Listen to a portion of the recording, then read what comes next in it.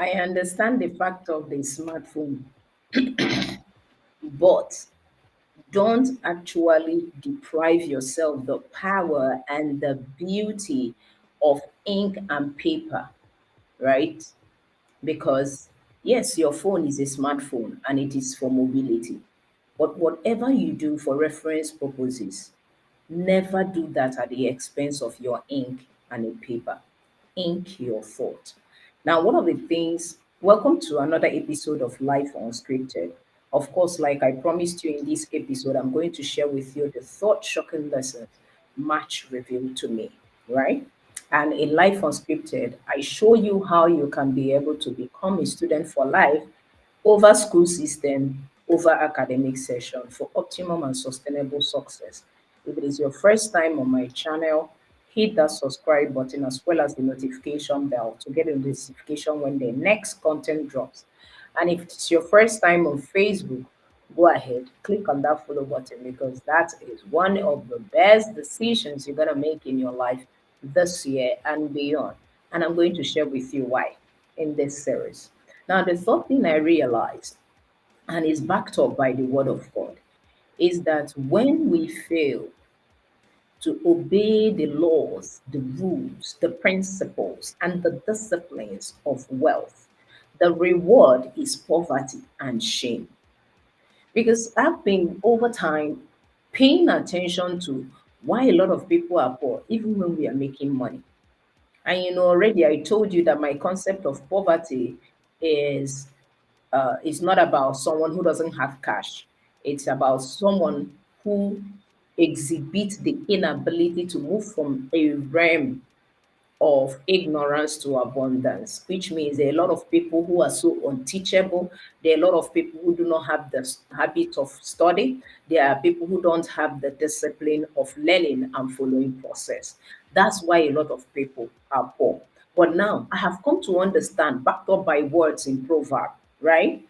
That the reward of you not following the disciplines and the laws and the principles of wealth, right?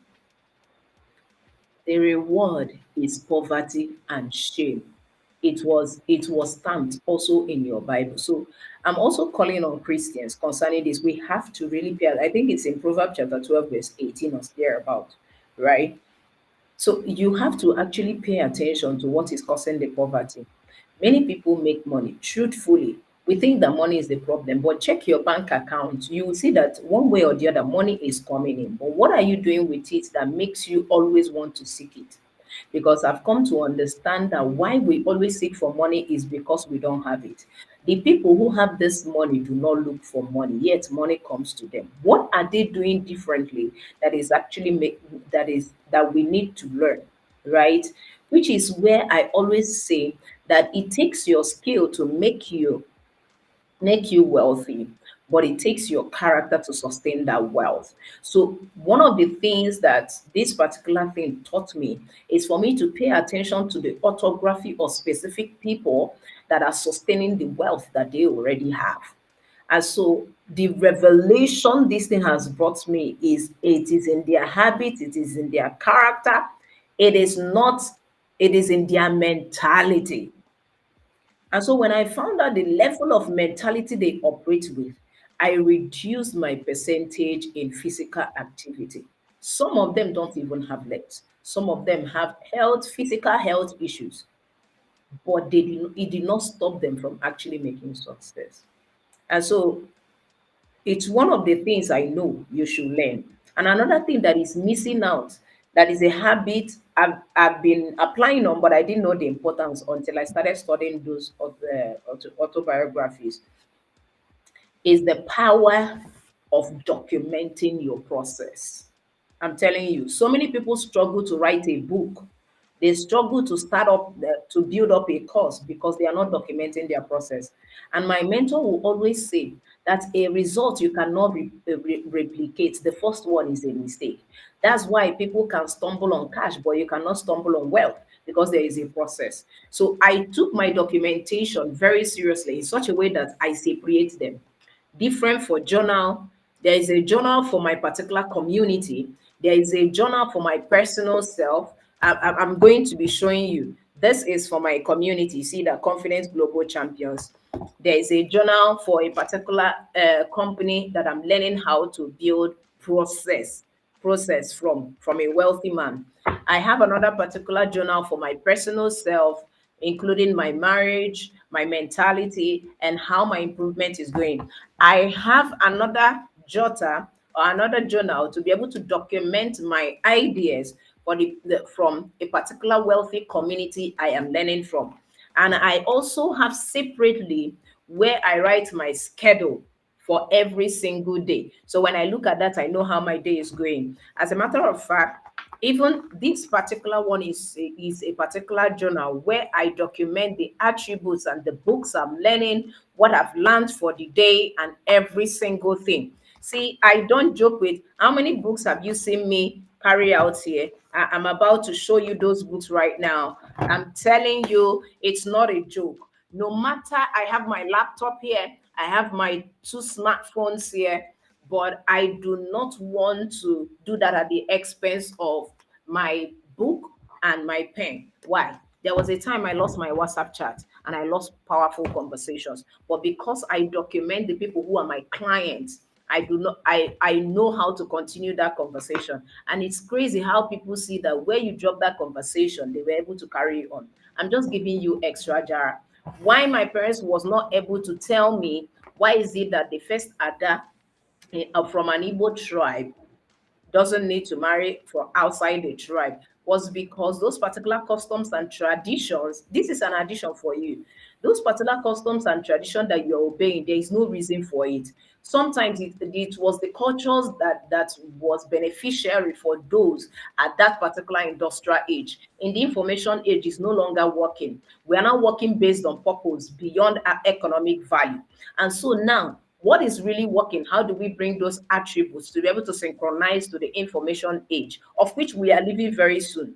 So that's the question you need to start asking. Even when you start questioning them, because there is no place that process was documented and there is no reason attached to that particular process, you will see that people are following customs, traditions, and a particular set of culture that does not aligned with their purpose and their essence of life for no reason, and they don't have the audacity to even question it at the moment, and that's why they are living second class of their own life.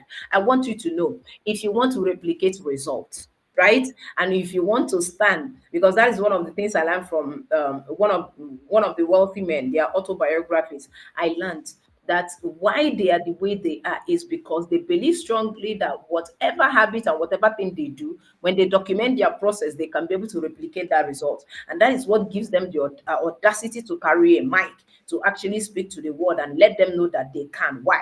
Because they understand this process line by line, word for word. They know what they can do, not because they just studied it in a particular system, but because they scribbled it down. There is a manuscript for it, even when it is on their gadgets, because we are in the information age for mobility.